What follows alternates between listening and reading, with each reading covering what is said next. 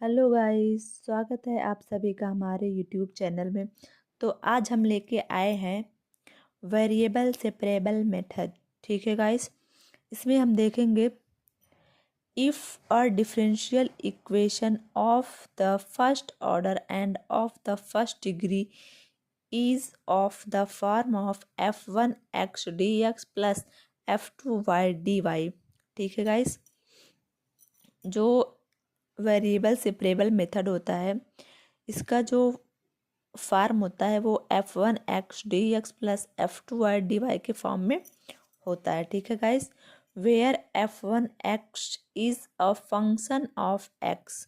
जो यहाँ पे f1x है वो यहाँ पे कोई x का फंक्शन है and f2y is a function of y only. ठीक है guys, then we say that the variable are separable in the differential equation।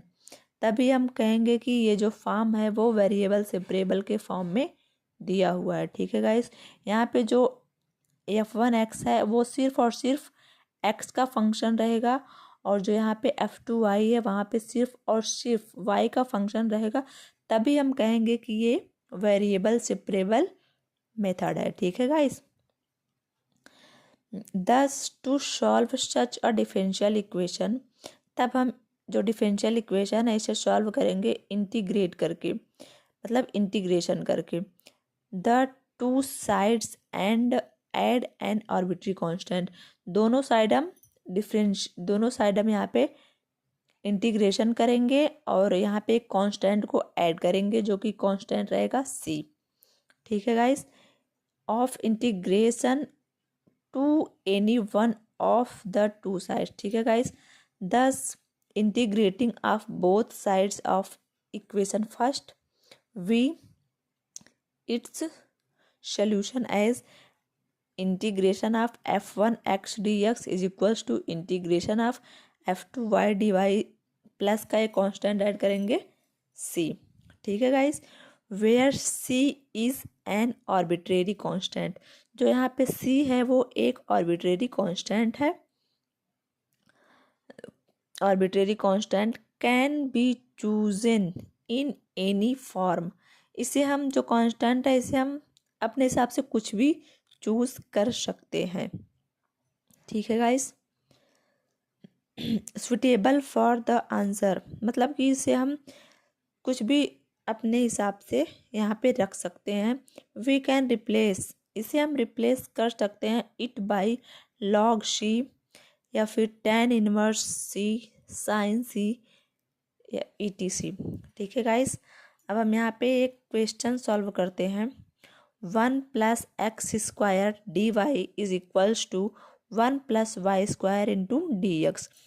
इसे हमको अभी सेट करना पड़ेगा किसके फॉर्म में, f1x dx is equal to f2y dy के फॉर्म में इसे हमें कन्वर्ट करना पड़ेगा। ठीक है गाइस, इस तरफ y का फंक्शन है तो y को इस तरफ लाना पड़ेगा, इस तरफ x का फंक्शन है तो x को इस तरफ लाना पड़ेगा। तो हम देखते हैं dy, ये जो यहाँ पे फंक्शन है y का वो यहाँ पे मल्टीप्लाई में दिया है तो इस तरफ ले आएंगे तो वो डिवाइडेशन में हो जाएगा। एंड इस तरफ क्या है dx अपॉन में, इसको हम इस तरफ लेके आएंगे तो ये भी किस में हो जाएगा, डिवाइड में हो जाएगा 1 प्लस एक्स स्क्वायर। ठीक है गाइस, यहाँ तक आप सबको क्लियर है? ओके, हम आगे देखते हैं। फिर हम फर्स्ट इक्वेशन का जो है इंटीग्रेशन करते हैं तो डी वाई अपॉन में 1 plus y square is equals to d x upon में 1 प्लस एक्स स्क्वायर प्लस एक हमने कांस्टेंट को ऐड किया हुआ था जो है c। ठीक है गाइस, अब यहाँ पे इसका इंटीग्रेशन करेंगे तो क्या हो जाएगा, tan इनवर्स y। ठीक है, tan inverse y is equals to, यहाँ पे इसका इंटीग्रेशन करेंगे 1 अपॉन 1 प्लस एक्स स्क्वायर का तो हो जाएगा tan इनवर्स x प्लस ये जो c है यहाँ पे tan के फॉर्म में है तो हम जो कांस्टेंट है इसको भी tan के फॉर्म में लिख सकते हैं। तो लिखेंगे क्या, tan इनवर्स c। ठीक है गाइस, अब हम इसको और सॉल्व करते हैं। tan इनवर्स y x को इक्वल के इस तरफ लेके आएंगे तो minus tan inverse x is equals to tan inverse c। ठीक है गाइस, अब हम यहाँ पे इसको लिख सकते हैं tan inverse y minus tan inverse x को लिख सकते हैं tan inverse y minus x upon में 1 प्लस वाई एक्स। ये फार्मूला होता है tan inverse y minus tan inverse x का।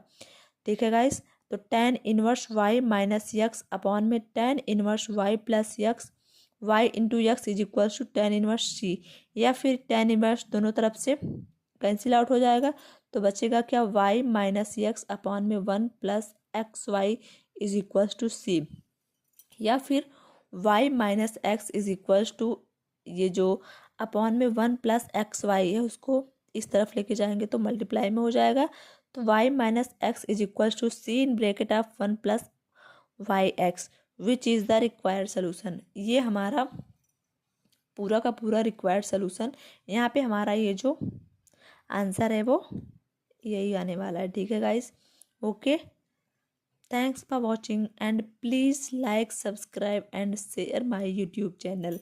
Bye bye.